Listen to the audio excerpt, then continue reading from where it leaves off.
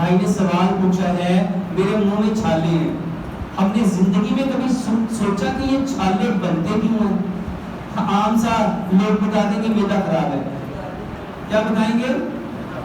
معدہ خراب ہے. اس کی اچھا معدہ کیوں خراب ہے؟ اس حقیقت کو سمجھنا ہے. میرے محترم بھائیوں اور بہنوں، آپ جب چینی کھاؤ گے، کیا کھاؤ گے؟ آپ کے زندگی میں کبھی زخم ٹھیک نہیں ہوگی. اچھا چینی کھانے سے زخم نہیں ہوگا؟ میرے محترم بھائیوں، یہ کلی کو کیا کہتے ہیں؟ لائم، چونا. اور سب سے زیادہ چونا کس میں ڈلتا ہے؟ چینی کس چیز سے بنتی ہے؟ گنے کے رس سے. گنے کے رس کا رنگ کون سا ہوتا ہے؟ Dark green. یہ سفید چینی کہاں سے آ گئی؟ کبھی سوچا؟ یہ کلی ہاتھ پہ لگ جائے تو ہاتھ کا کیا حال کرتی ہے؟ اس کو پھاڑ دیتی ہے. میرے محترم بھائیوں، جب ہم چینی کھاتے ہیں، چینی کے اندر چونا ہے. چینی کے اندر کیا ہے؟ اور یہ چینی کو کرسٹلائز کرنے کے لیے، یہ جو چینی کی شکل بنی ہے نا کرسٹل کی طرح، یہ جو چینی سفید ہوئی ہے، یہ چینی گڑ سے، اگر یہ گنے کے رس سے بنی ہے تو اس کو تو گرین ہونا چاہیے تھا. یہ سفید کہاں سے آ گئی؟ یہ چونے کی وجہ سے ہے. یہ چونے کی وجہ سے ہے. جب آپ لوگ چونا کھاتے ہیں تو بہت عام سی بات، وہ سب سے پہلے منہ میں زخم کرے گا، پھر خوراک کی نالی میں زخم کرے گا، پھر آپ کے معدے میں زخم کرے گا، پھر آپ کے آنتوں میں زخم کرے گا. اور آج ہر بندہ کہتا ہے مجھے پیپٹک السر ہے، مجھے السریٹو کولائٹس ہے، مجھے فیسٹولا ہے. اب پوچھتے ہیں اچھا فیسٹولا کا علاج بتاؤ، منہ میں زخم ہو گیا اس کا علاج بتاؤ. اسلام کہتا ہے علاج نہیں، اس کی وجہ بتاؤ. وجہ کیا ہے؟ چینی. تو ہمیں سب سے پہلے کس کو چھوڑنا چاہیے؟ اچھا ہم کیا کرتے ہیں؟ ہم وٹرنا جیل لگانا شروع کر دیتے ہیں، ہم سولو جیل لگانا شروع کر دیتے ہیں. ہم وہاں پہ کوئی نہ کوئی، اچھا یہ لگا لو گے وقتی طور پہ ٹھیک ہو جائے گا. چینی دوبارہ کھاؤ گے تو پھر کیا ہوگا؟ اچھا صرف چینی سے نہیں ہوتے. یہ جو آپ کوکنگ آئل میں یہ کھانا پکاتے ہیں نا، کوکنگ آئل میں بھی کچھ کیمیکل ایسے ہوتے ہیں، اس سے بھی یہی ہوتا ہے.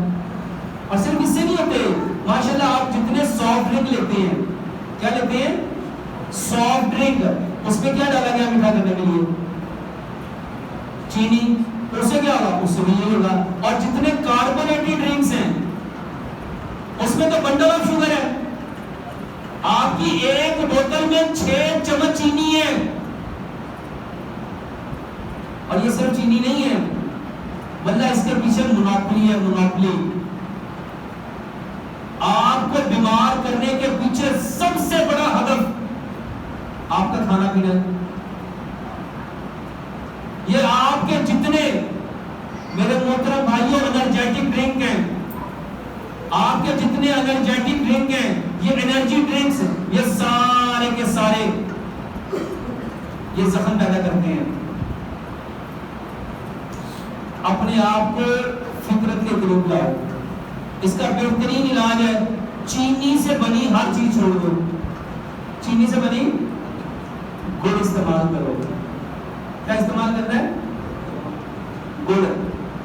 میرے محترم بھائیوں، گڑ کھانے کے 2 فائدے بتاتا ہوں. یہ جتنے لوگوں کو لنگز اور سٹمک اس کا کینسر ہوتا ہے، واللہ گڑ اس کینسر کی بہترین دوائی ہے. گڑ اس کینسر کی. اور آپ اس بات کو اعتراف کرو گے میرے محترم بھائیوں، جتنا چمڑا لگنے والی فیکٹریاں ہیں، جتنی سیمنٹ کی فیکٹریاں ہیں، جتنی ہوزری کی فیکٹریاں ہیں، جتنی گارمنٹس کی فیکٹریاں ہیں، جہاں گڑ اڑتی ہے، وہ اپنے مزدوروں کو کیا کھلاتے ہیں؟ کیا کھلاتے ہیں؟ اچھا کفن کے ساتھ اکثر آپ نے دیکھا ہوگا گڑ کی 2 ڈلیاں آتی ہیں. جہاں کفن لینے جاؤ گے وہ کیا کرتے ہیں؟ کیونکہ وہ کہتے ہیں کہ گوڑ پر نے قبر کھودنی ہے تو مٹی اڑ کے کہاں جائے گی؟ اندر جائے گی. اور ہمارا پنجاب کا کلچر کیا تھا؟ کھانے کے بعد لوگ کیا کھاتے ہوتے تھے؟ اور پٹھانوں کا تو آج پٹھان تو ماشاءاللہ ہر کھانے کے ساتھ کیا کھاتے ہیں. اور یہ وجہ ہے ان کے اندر سٹمک کا اور لنگس کا کینسر اتنا نہیں پایا جاتا جتنا پنجابیوں میں پایا جاتا ہے، کیونکہ ہم لوگوں نے فطرت کو تو ایسا منہ کے زخم کے لیے سب سے پہلے وہ چیزیں چھوڑو.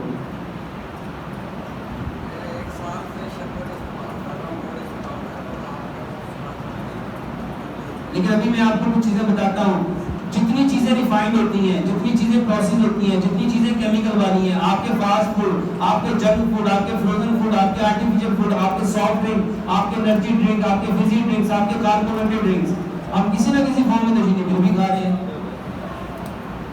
تو میرے محترم بھائیوں، ساری چیزوں کو چھوڑو اور منہ کے زخم اگر ہو جائیں اس کے بعد سمپل ہلدی لو، سمپل ہلدی لو، انگلی کو گیلا کرو، جہاں جہاں پہ زخم ہلدی لگاؤ اور آپ صرف ایک ہفتہ لگا کے دیکھو، انشاءاللہ بالکل ٹھیک ہو جائیں گے. اس کے علاوہ ایک گلاس دودھ لو، اس میں آدھی چائے کی چمچ ہلدی، آدھی چائے کی چمچ دال چینی، آدھی چائے کی چمچ سونف، 2 سبز الائچیاں، اس کو اتنا پکاؤ کہ ایک گلاس دودھ پونا رہ جائے. اس کو ٹھنڈا کرو، ایک گلاس صبح دو، ایک گلاس شام کو لو. آگے سردیاں آ رہی ہیں تو میرے محترم بھائیو، اس کو گرمیوں میں ٹھنڈا کر کے لینا ہے، سردیوں میں آپ اس کو نیم گرم لے سکتے ہیں. یہ ماؤتھ کیویٹی کے جو السر ہے اس کا بہترین علاج ہے.